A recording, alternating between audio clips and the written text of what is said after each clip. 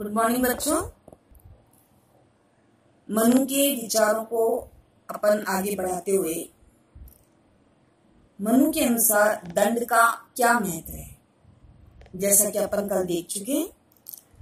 राज्य के सप्तांग सिद्धांत में 7 अंगों का उल्लेख किया है मनु ने अपने ग्रंथ मनुस्मृति में, जिसमें स्वामी, अमात्य, पुल, कोश, दंड, मित्र आदि। उसमें दंड और अधिक महत्वपूर्ण स्थान रखता है। ये सब अंग राज्य के आधार तत्व हैं। राज्य का एक आवश्यक अंग दंड है। प्राचीन हिंदू शास्त्रों में शासन के सिद्धांतों को दंड नीति की संज्ञा दी जाती थी। दंड नीति अप्राप्त को प्राप्त करवाती है। जो हमने प्राप्त नहीं किया है उसको हम किसके माध्यम से प्राप्त करेंगे? दंड, पनिशमेंट के माध्यम से। और जो चीज हमने प्राप्त की है उसकी रक्षा करती है, और जिसकी हमने रक्षा की है उसकी वृद्धि करती है। मनु के अनुसार दंड ही प्रजा पर, जनता पर शासन करता है, और राजा दंड के प्रयोग का माध्यम है। कोई भी व्यक्ति, कोई भी मनुष्य धर्म पथ से विचलित ना हो पाए, अपने धर्म का पालन न कर पाए, यह देखना दंड का कार्य है। अर्थात दंड धर्म का प्रहरी है। दंड राजा का अस्त्र है, और धर्म की स्थापना के लिए ही राजा की उत्पत्ति हुई है, ऐसा मनु ने कहा है। यानी दंड इस पुनीत कार्य की सिद्धि का, कौन से पुनीत कार्य की सिद्धि का? धर्म की स्थापना का एक सर्वोपरि साधन है। दंड की व्यवस्था से समाज फलता फूलता है। यदि किसी समाज में दंड की व्यवस्था समुचित होगी तो वह समाज अच्छे से आगे बढ़ता है। और दंड के अभाव में जो सामाजिक मर्यादा है वह खत्म होने की कगार पर दिखाई देती है, क्योंकि किसी को डर ही नहीं है।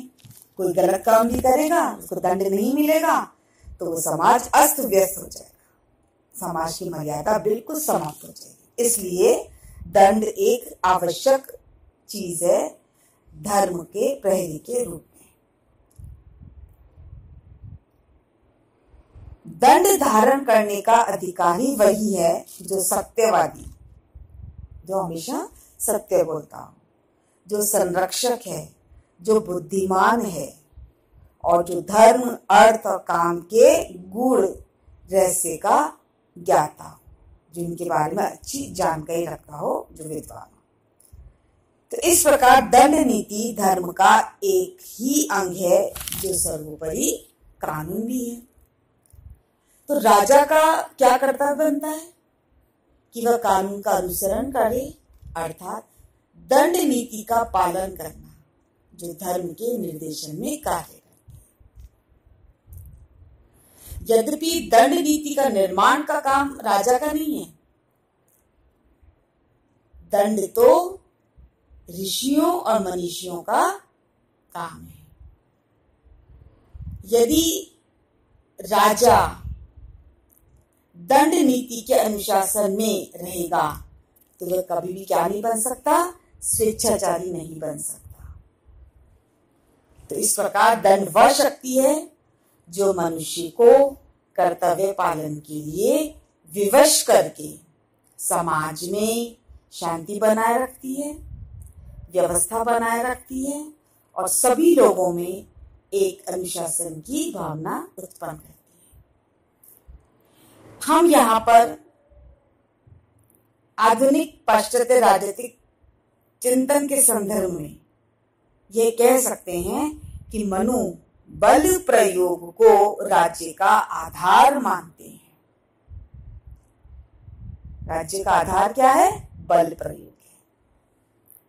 तो इस दृष्टि से हम मनु के इस विचार की तुलना मैकियावेली, जो आधुनिक पाश्चात्य राजनीतिक विचार का प्रथम विचारक है, और थॉमस हॉब्स, जो समझौतावादी विचारक है, उससे कर सकते हैं। क्योंकि ये तीनों विचारक ही राजा को अधिक से अधिक अधिकार देने की बात करते हैं, और तीनों ही पूर्ण सत्तावाद का समर्थन करते हैं। लेकिन यहाँ पर मनु ने राजा को धर्म के अनुशासन में रखा, और हॉब्स की चिंतन में ऐसी कोई व्यवस्था नहीं मिलती। तो इसका क्या अर्थ हुआ कि मैकियावेली, हॉब्स और मनु का राजा सर्वोपरि है, सर्वज्ञ है, सर्वशक्तिमान है, लेकिन अंतर कहाँ है? मनु का राजा धर्म के अधीन है। तो इस प्रकार मनु के अनुसार दंड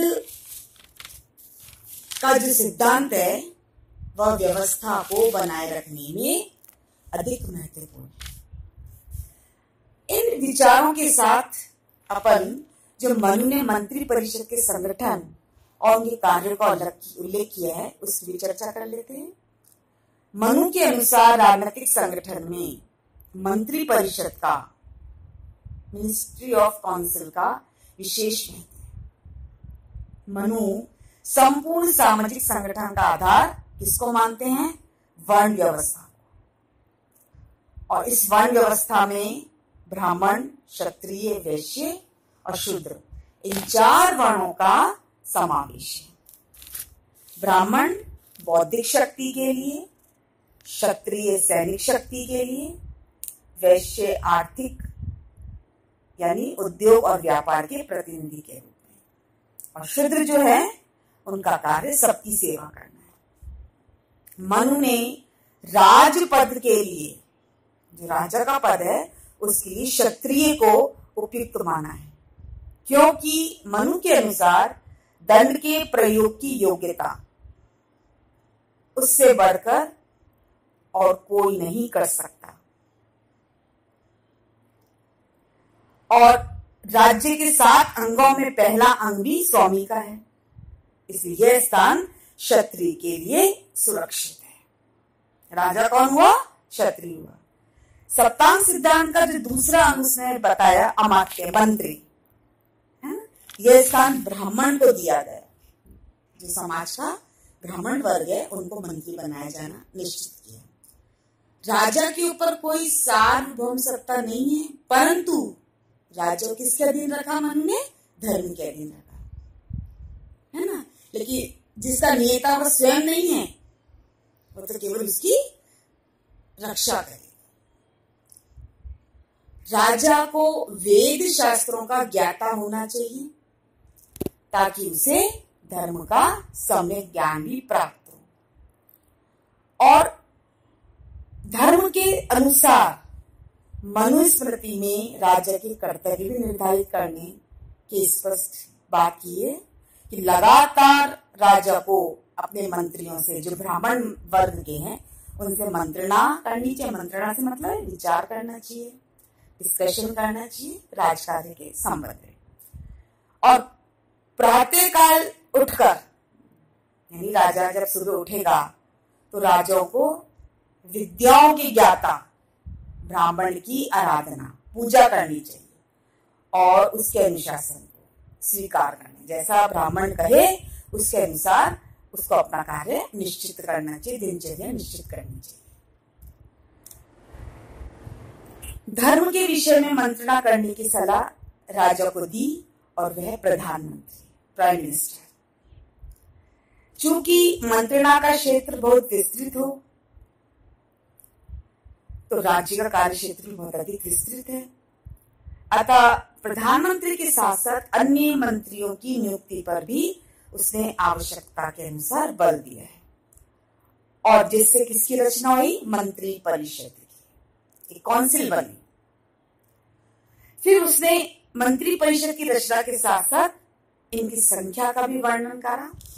जिसमें उसने बताया 7 या 8 साधारणता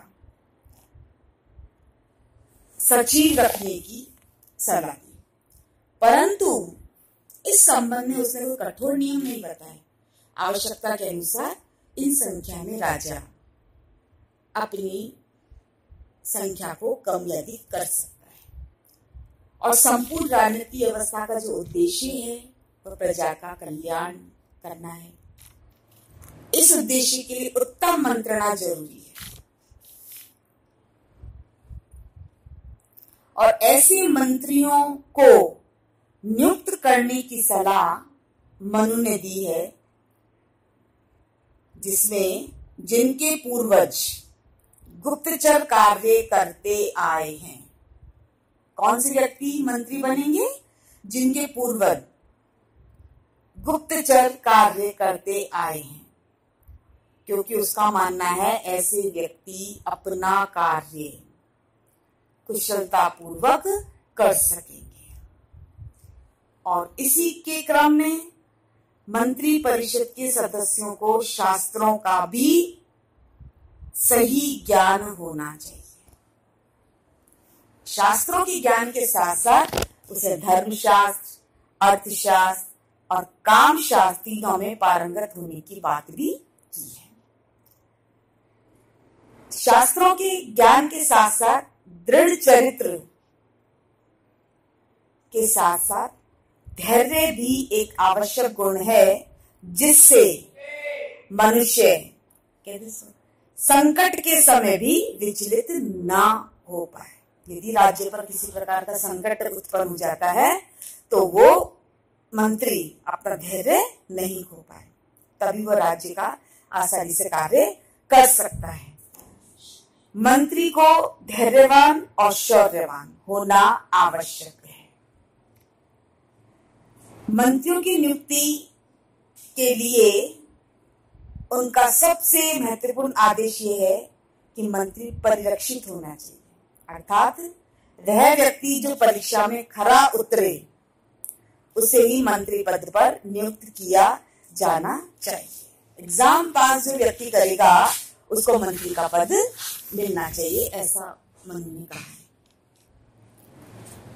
मनु का यह कथन भी बहुत महत्वपूर्ण है कि मंत्री आलस्य रहित हो, चतुर हो और प्रखर बुद्धि का होना चाहिए। मंत्रणा के कार्य से ही मिलता जुलता एक महत्वपूर्ण कार्य राज्य का जो है राजनयिक कार्य, क्योंकि हर राज्य को अपने विदेशी संबंधों का संचालन भी करना पड़ता है, जिसको हम क्या कहते हैं आधुनिक युग में फॉरेन मिनिस्टर, विदेश मंत्री, और उसको उसने कहा है दूत। मनु के अनुसार दूत के पद पर ऐसे व्यक्ति को नियुक्त करना चाहिए जो संपूर्ण शास्त्रों में पारंगत हो, इंगित चेष्टाओं को समझने वाला। इंगित चेष्टाओं को समझने वाले से मतलब कि सामने वाला क्या चाहता है, उसकी क्या चेष्टा है, उसके इंडिकेशन क्या है, ऐसा पहचानने वाला व्यक्ति ही दूत बने। निर्मल, दक्ष और कुलीन, अनुरक्त, स्मृतिमान, चीजों को याद रखने वाला, सुदर्शन, निर्भीक, वाक्पटुता और उसे देश काल का जानकार हो, ऐसा व्यक्ति दूत बनाया जाना चाहिए, क्योंकि अंतर्राष्ट्रीय संबंधों के संचालन में इसकी बहुत महत्वपूर्ण भूमिका होती है। मंत्रणा के विषय मनु का एक और महत्वपूर्ण सिद्धांत यह है कि मंत्रणा क्या होनी चाहिए, बिल्कुल गोपनीय होनी चाहिए, सीक्रेट होनी चाहिए, किसी को भी नहीं पता चलना चाहिए। इसलिए उसने कहा है कि मंत्रणा कहाँ होनी चाहिए, एकांत में। और एकांत का समय क्या बताया, मध्याह्न और अर्धरात्रि का समय मंत्रणा के लिए उचित है, क्योंकि उस समय सारी प्रजा जनता सोई हुई होती है, क्योंकि मंत्रणा के अनुसार किए गए निर्णय में ही परम कल्याण निहित है। जनता का कल्याण किसमें निहित है?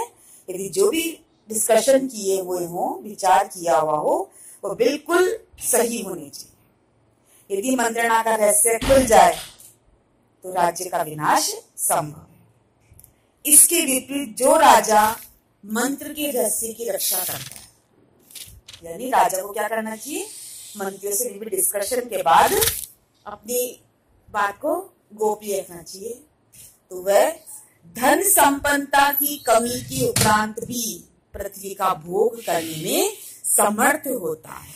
यदि उसके पास पैसे की कमी है, धन नहीं है, लेकिन यदि वह मंत्र को गोपनीय रखता है, अपने रहस्य गोपनीय रखता है, तब पृथ्वी का भोग करने में समर्थ होता है। तो इस प्रकार प्राचीन भारत की जो कूटनीति के जो प्रमुख आधार थे, उसको मनु ने